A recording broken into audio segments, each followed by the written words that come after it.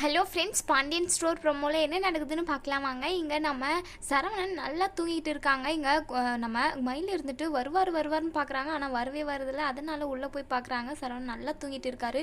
என்ன தூங்கிட்டாரு அப்படின்னு சொல்லிட்டு அவங்க அம்மா கால் பண்ணி சொல்கிறாங்க. என்னடி உன் மேலே மாப்பிள்ளைக்கு கொஞ்சம் கூட பாசமே இல்லையாட்டுங்குது. சரி, காலையில் எழுந்தா கூட நீயா போய் பேசிடாத சரியா, நான் சொல்கிறதெல்லாம் ஞாபகத்தில் வச்சுக்கோ, இல்லைன்னா நீ நடு தெருவில் தான் நிற்கணும் அப்படின்னு சொல்லிட்டு இன்னுமே ஏற்றி விடுறாங்க. என்ன இன்னுமே மயில் பேசவே இல்லை, கோவமாகவே இருக்கலாம் அப்படின்னு சொல்லிட்டு பேச போகிறாங்க. ஆனால் மயில் வந்து ரொம்பவே கோவப்படுறாங்க. போங்க மாமா, என் மேலே உங்களுக்கு கொஞ்சம் கூட பாசமே இல்லை அப்படின்னு சொல்லிட்டு அழுகுறாங்க. சரி மயில், இப்போ என்ன தான் பண்ணணும் அப்படின்ற மாதிரி கேட்குறாங்க.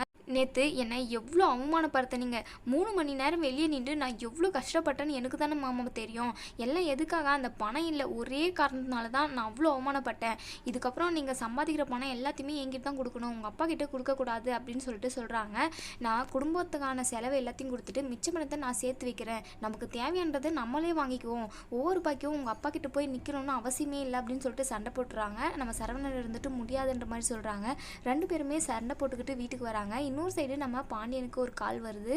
நம்ம மயில் குடும்பம் எல்லாமே போயிட்டு கடன் வாங்கி இட்லி வாங்குறாங்க இல்லையா, அந்த இட்லி கடைக்காரர் தான் நம்ம பாண்டியனுக்கு கால் பண்ணுறாங்க.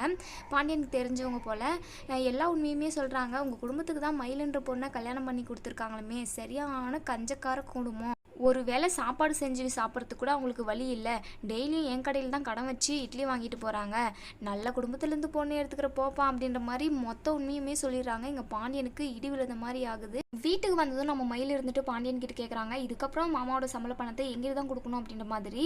எங்கே நம்ம பாண்டியன் பயங்கரமாக கோவப்படுறாங்க. திருட்டு நாயே, குடும்பமாக சேர்ந்து எங்களை ஏமாற்றிட்டு இப்போ சம்பள பணம் கேட்குதா உனக்கு அப்படின்னு சொல்லிட்டு பயங்கரமாக திட்டுறாங்க. இதோட